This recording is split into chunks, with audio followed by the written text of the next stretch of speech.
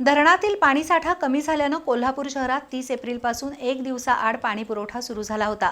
पण आता 5 मे पासून पुन्हा कोल्हापुरात रोज पाणी सोडलं जाईल, पण पाणी पुरवठ्याच्या वेळेमध्ये अर्ध्या तासाची कपात करण्यात आली आहे।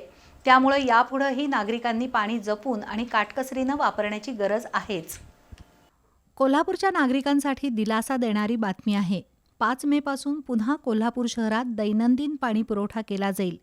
तीव्र उन्हाळा आणि धरणातील पाण्याची घट लक्षात घेऊन महापालिकेनं 30 एप्रिलपासून एक दिवसाआड पाणी पुरवठा सुरू केला होता।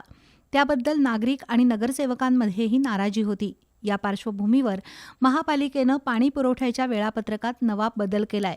त्यानुसार 5 मे पासून रोज पाणी पुरवठा केला जाईल, पण रोजच्या पाणी पुरवठ्याचा कालावधी अर्ध्या तासानं कमी होणार आहे।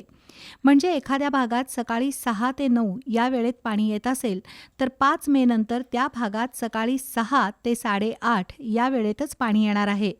शहराच्या काही भागात केवळ तास ते दीड तास पाणी सोडलं जातं, हे वास्तव आहे। अशा भागातही अर्धा तास आधी पाणी पुरवठा बंद होईल। त्यामुळे महापालिकेनं रोज आणि प्रत्येक भागात समान कालावधीसाठी पाणी सोडण्याची गरज आहे।